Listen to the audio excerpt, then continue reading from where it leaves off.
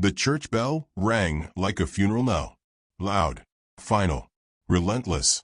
Ella Mae Carter stood just outside the chapel door, her hands clenched into fists inside her gloves, the seams cutting into her skin.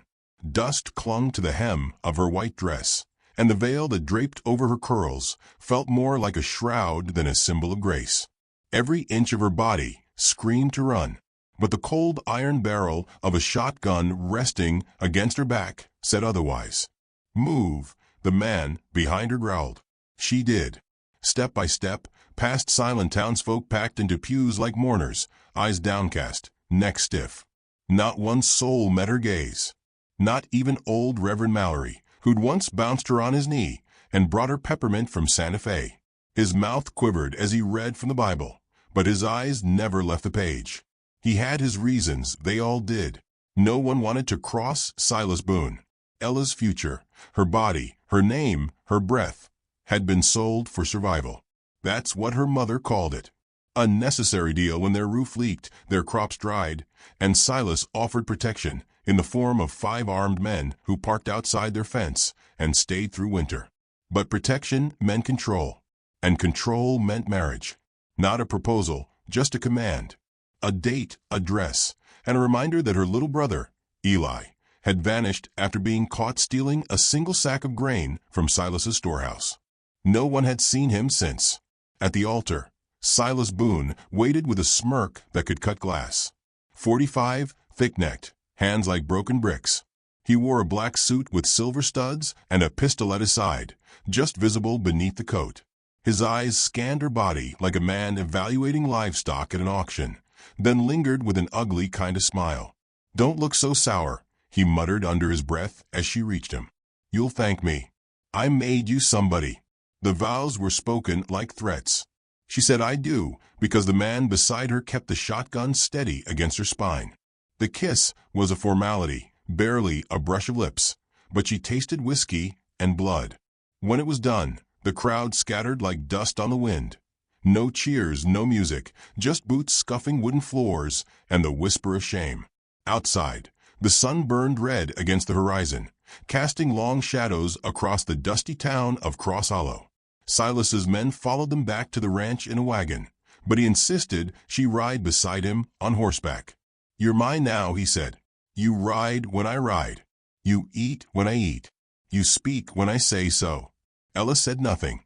Not yet. Her eyes scanned the dry, broken fields as they passed, the graves of dreams, the skeletons of cattle. This land had a way of breaking people, and those it didn't break, it twisted. At the ranch house, a wide, fortified sprawl of timber and stone, Silas handed her off to a housemaid with a chuckle. "Get her out of that thing," he said, referring to the wedding dress. "I'll be back by nightfall." "Where are you going?" she asked before she could stop herself. His boots halted. The smirk vanished. He turned slowly, voice low. "You don't ask questions." Then he was gone. She watched his horse vanish down the trail, his men riding hard behind him. Something was happening tonight. Something violent. Silas always liked to mark events with blood. Inside, the house felt like a cage. Thick walls, bolted doors, iron latches on every window. No mirrors, no photographs. Just oil lamps and silence. Ella sat by the window in a spare bedroom that smelled of cedar and gunpowder. She peeled the veil off and let it fall to the floor. Her hands trembled, but her mind was sharp. She hadn't eaten. She hadn't cried. She didn't plan to. The maid, an older woman named Ruthie, came in with tea and a plate of cold beans. She set it down without a word, then hesitated. "Not every cage is bars," Ruthie said softly, eyes darting toward the door. "Sometimes the lock is fear." Ella didn't reply. She waited until Ruthie left, then picked up the plate and dumped the food out the window. Night fell like a curtain. Stars appeared, hard and bright in the black sky. Coyotes howled somewhere to the south. Ella stood at the edge of the room, staring at the moonlight pooling on the floor like silver water. She had to move. She had to find a way out. She cracked the window open and tested the latch. It creaked, but gave. The drop to the ground was 10 feet. Too far to jump safely. But below, A barrel sat beside the wall. She might be able to drop onto it, then down. She tied the bed sheets into a rope and secured them to the bedpost. As she climbed out, breath held tight. Her dress caught on a nail. It tore with a loud rip, and her heart stopped, but no one stirred. She hung for a moment, then let go, landing on the barrel and rolling into the dirt. She crept through the courtyard, past the chicken coops and the barn, until she reached the fence. The gate was locked with a heavy chain. She searched the nearby tool shed and found an old hatchet. Just as she began to pry at the chain, something moved in the trees beyond the fence. Her breath caught. At first, she thought it was a trick of the moonlight. But no, there was someone standing there. Tall, silent, still. A man, not one of Silas's. He wore buckskin, long hair tied behind his head, a painted line across his cheek. She couldn't make out his eyes, but he was watching her. For a long moment, neither moved. "Who are you?" she whispered, not even sure he could hear. No answer. Then he tilted his head, just slightly, and raised one hand. Not in threat, but in something closer to acknowledgement. Or warning. A twig snapped behind her. She turned fast. One of Silas's men was walking the grounds, rifle slung lazily over his shoulder. She dropped into a crouch, heart thundering. When she turned back, the figure in the trees was gone. She backed away from the fence, still clutching the hatchet. She returned to the house the same way she'd escaped, body shaking, torn dress clinging to her skin. Back inside, she sat on the floor and whispered to the dark. "I saw him." She didn't know what he was yet, a savior or a threat. But he wasn't Silas. And that was enough to spark something she hadn't felt in months. Hope. Somewhere out there, in the cold black wild, someone was watching. And he wasn't afraid. Ella lay back on the wooden floor, not daring to sleep. She stared at the ceiling, listening for hoofbeats, whispers, or war cries. But all she heard was the wind. Tomorrow, she would find him. And for the first time since the wedding bells rang, she smiled, barely, but it was real. Because sometimes, when all the world turns its back, the wild watches back. And tonight it saw her. The morning sun climbed slow and mean, casting harsh light across the parched earth as if the world itself didn't care what Ella Mae Carter had endured the night before. Dust clung to her boots as she stepped out of the ranch house, her dress pinned and patched with thread she'd pulled from the bedsheets. Every step across the hard-packed ground felt like walking a tightrope above a pit of fire. She had seen a man, not a dream, not a ghost, a real figure watching from the trees. His presence still pressed against her skin like smoke. Ruthie, the old maid, stood by the well, drawing up water. She didn't meet Ella's gaze, but said quietly, "They'll be back by nightfall. Men always come back meaner after blood." Ella said nothing. She didn't have to. The weight in her silence spoke louder than fear. As the day wore on, she watched the tree line.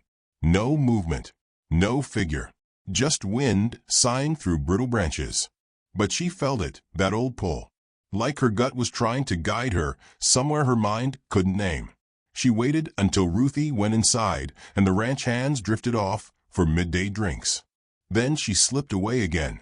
This time she headed east, toward the gully where wild mesquite grew tangled, and the land dipped low like a wound.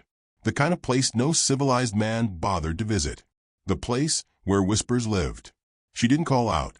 She just walked, her boots crunching dry leaves, her pulse thudding in her ears. If he was real, he'd find her. And if he wasn't, well, at least she'd be out of Silas Boone's shadow for a moment longer. By the time she reached the ridge, sweat beaded her brow and the desert air burned in her lungs. She stood there, panting, and then she felt it. Eyes.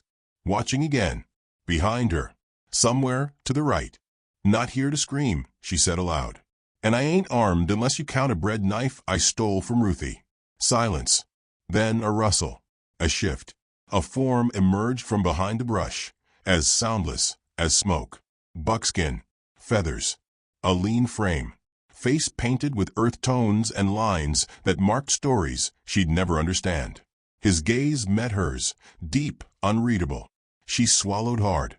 "You were watching me last night." The man nodded once. "I could have been dead by now," she added. You didn't help. Another pause. Then, a voice, low, calm, almost amused. You're not dead. You're angry. That's better. Ella blinked. She didn't expect him to speak, let alone in English that smooth.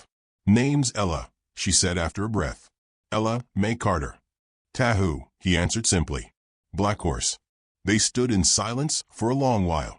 The wind kicked up dust between them like it was trying to fill the space with questions neither was ready to ask. Why'd you watch me? She asked finally. Tahu's jaw flexed. I was watching him. Silas Boone. You just happened to be caught in the storm. That storm's got a ring on my finger, she snapped, lifting her hand and letting the sun catch the dull iron band. Tahu's gaze lingered there. Then you should leave. Didn't exactly get a say. Then take one. He turned and walked. Not away. Forward. Into the gully. Ella hesitated for only a second before following. The world changed as they moved. Dust giving way to rocky ground. Silence growing thicker. They passed through narrow trails and brush-choked passes until they reached a low outcropping of stone where a shallow cave opened like a hidden mouth in the hillside. He gestured. She entered. It was simple. No more than a dry shelter with a small fire ring and a fur blanket tucked in a corner. But it felt sacred, ancient. She could smell the ash of older fires, long gone. The memory of stories whispered in the dark. He knelt and stirred the coals. This was my sister's place, he said quietly. Ella's Saturday, she live out here too? She did. Until Boone burned it. His hands didn't shake. His voice didn't crack. But the fire in his eyes flared like a fuse being lit. She was healer, midwife. Helped your people too. Didn't matter to Boone. He wanted land. Scared men don't ask questions. They just pull triggers. Ella stared at the ash. My brother, Eli, he was just 10. Went missing after stealing grain. I still don't know if he's alive. Silas doesn't leave survivors. Just rumors. They didn't speak after that for a long while. Words weren't enough. The sun began to dip again, bleeding orange across the hills. Tahu stood. You should not go back. Then where do I go? She asked. I got nothing. Nowhere. Just rage in my chest and dirt under my nails. Then we start with that, he said, handing her a rifle. Her eyebrows rose. You think I can shoot? No. I think you'll learn. Fast. She took it, felt the weight of it in her hands. It was heavier than she thought. Cold and powerful. The kind of thing that could change everything. They spent the next hour on the ridge. Ella learning how to breathe through the tension in her shoulders, how to line up a shot, how to listen to the wind. She missed every target at first, rocks, a dead stump, even a bird's shadow. You're aiming with anger, Tahu said. She grunted. Isn't that what you do? I aim with memory. Anger misses. She hit her first target 20 minutes later. A clean crack. The bullet struck the stump dead center. She grinned, adrenaline pumping. Tahu nodded. Again. They trained until the stars came out. Later, sitting by the rekindled fire, Ella leaned back against a stone. I didn't think anyone would come for me, she said softly.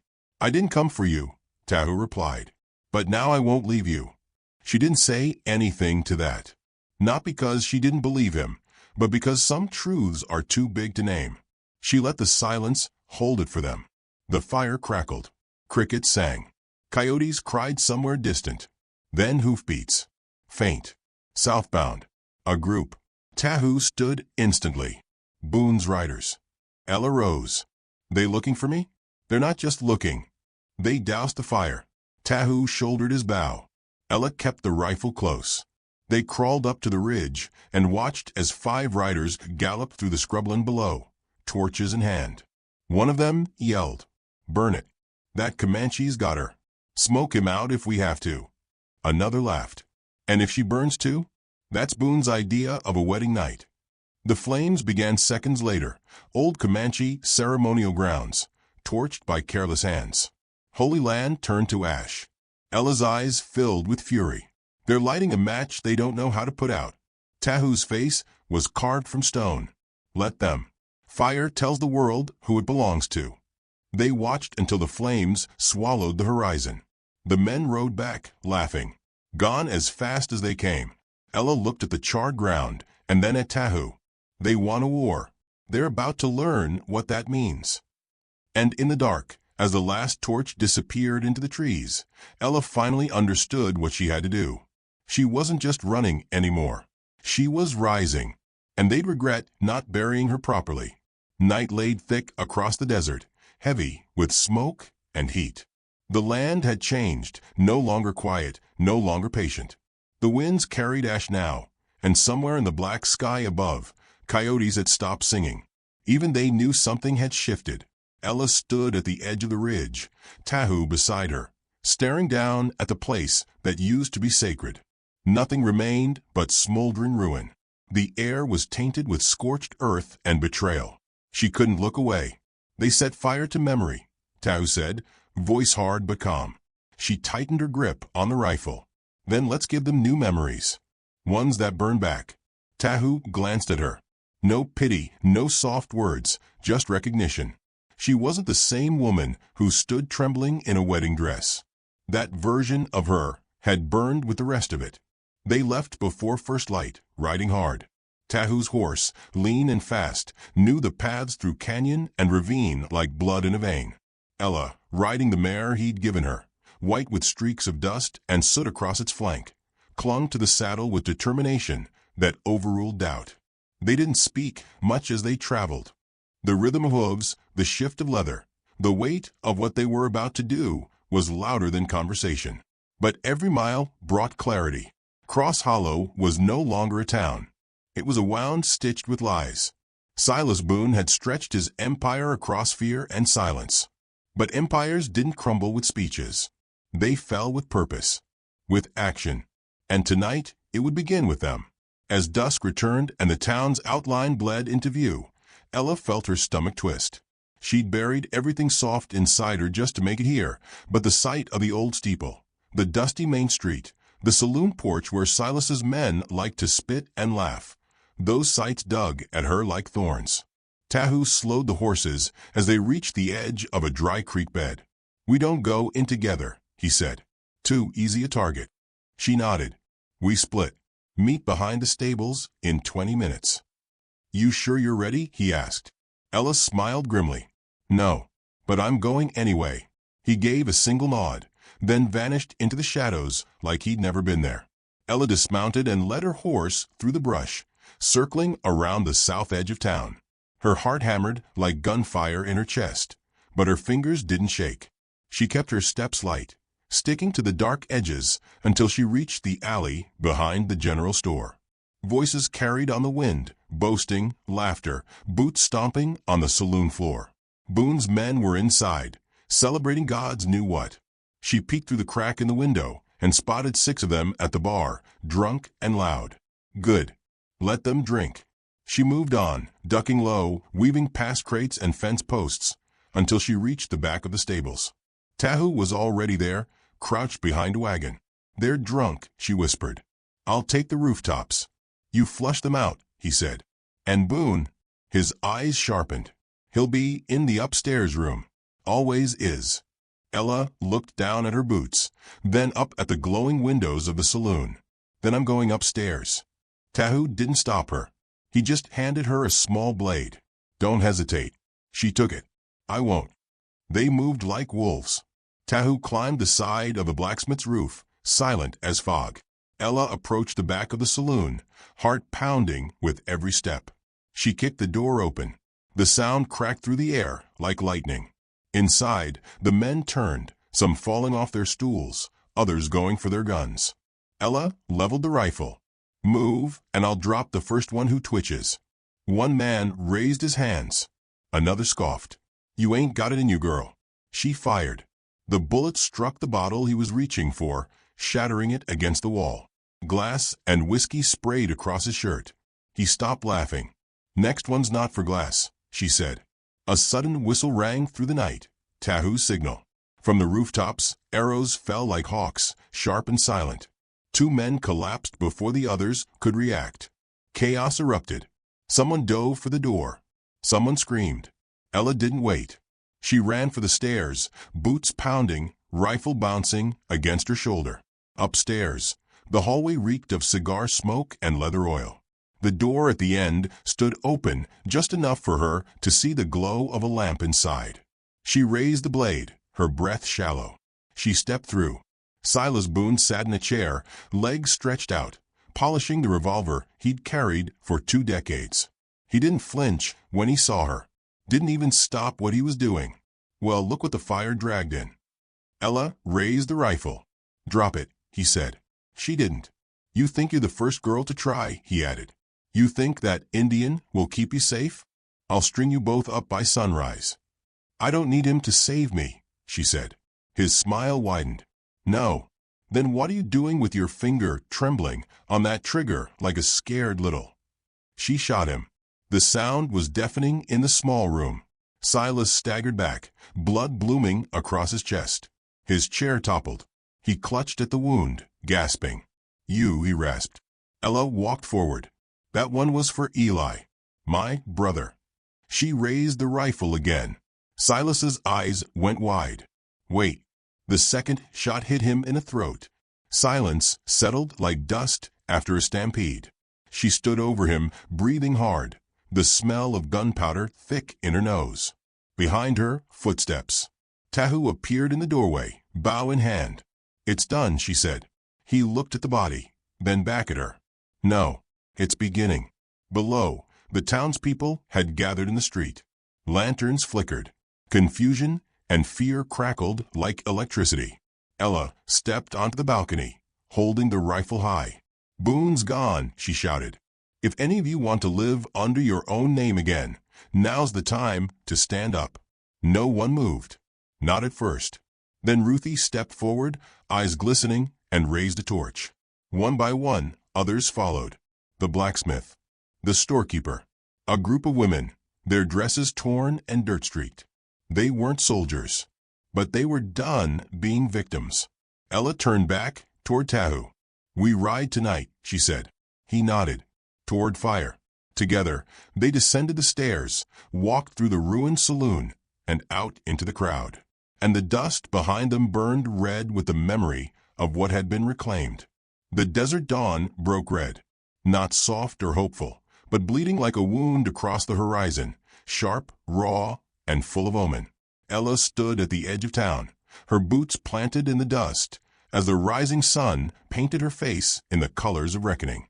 Behind her, the people of Cross Hollow stirred. Not with fear, not anymore, but with something deeper. Resolve. The town had changed overnight. The old silence had been broken, shattered by gunfire, courage, and the fall of Silas Boone. Now, as the sun climbed higher, Ella felt the weight of what came next settle onto her shoulders like a rifle strap. She'd killed the man, but his roots ran deep. His allies, his mercenaries and hired guns were still out there. And they would come. Tahu Blackhorse stood beside her, face unreadable beneath war, paint freshly drawn across his cheekbones. His wounds were healing, though his left arm still bore the stiffness of a half-closed scar. He carried his bow like an extension of himself, every muscle taut, every breath measured. "They'll come before the sun crests that ridge," he said, motioning toward the jagged hills to the west. "Boone's blood has a long reach." Ella nodded. "Then we make this the end of it." They had spent the hours before sunrise preparing. The townsfolk, once cowed and broken, had found strength in rebellion. The blacksmith reforged tools into weapons. The saloon girls loaded shells into shotguns with hands that had once poured whiskey and bruised under fists.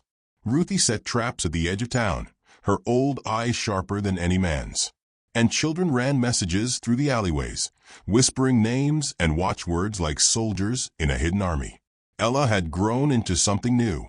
Grief was no longer a shackle, it was a blade. And she carried it with a steady grip. When the first riders appeared, black against the blood-orange sky, a hush fell. 6. No, 10. Then 15. All dressed in black dusters, rifles slung across their backs, mouths covered with bandanas like executioners. They slowed as they entered the outskirts of town, kicking up plumes of dirt. The leader, a broad man with a silver beard and eyes like a wolf's, raised a hand. "We came for Boone's killer." Ella stepped forward. You found her. A ripple of murmurs swept through the riders. One of them laughed, sharp and mean. Boone said you were pretty. Didn't say you were stupid.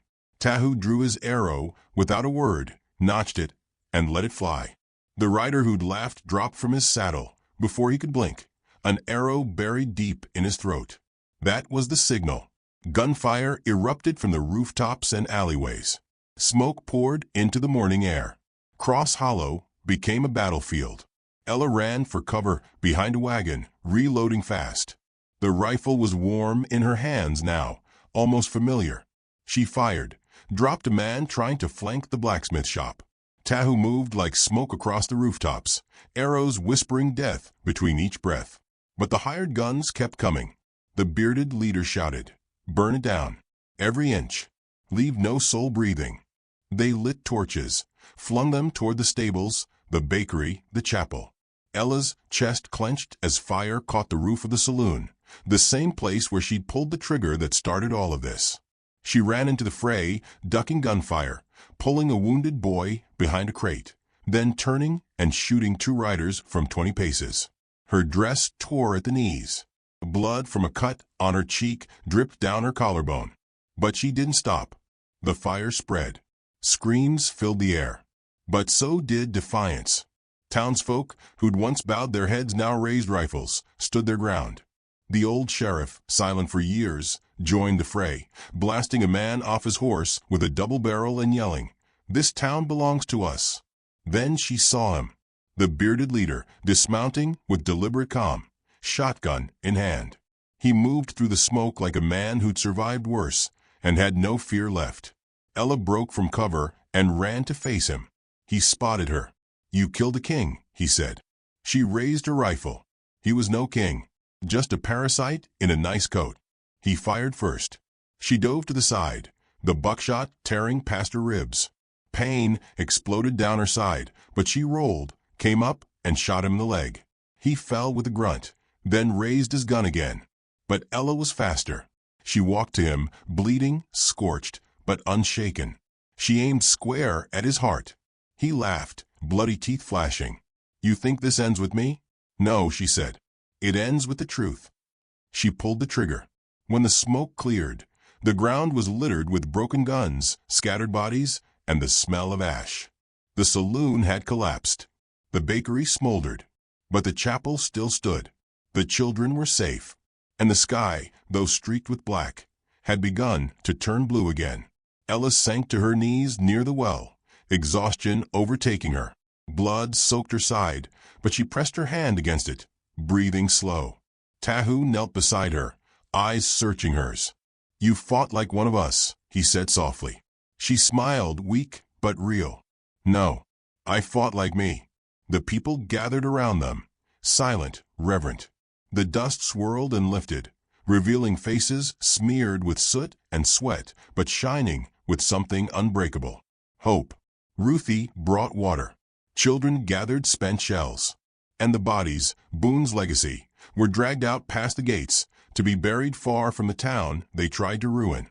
Later, as twilight fell and the fires finally died, Ella stood with Tahu atop the same ridge where they first met. "You could leave now," he said. "Go wherever you want." She looked out across the land. "I think I'll stay." He nodded. "And if more come?" She turned to him. "Then let them." Her voice held no fear. Below them, Cross Hollow glowed with lanterns and life, bruised but breathing. A town that had found its voice. And somewhere in that red sky, fading to violet, the desert watched quietly. Some stories are written in ink, others in ash, blood, and fire. Ella's was the kind that couldn't be erased. If this story moved you, don't forget to like, subscribe, and share your thoughts in the comments.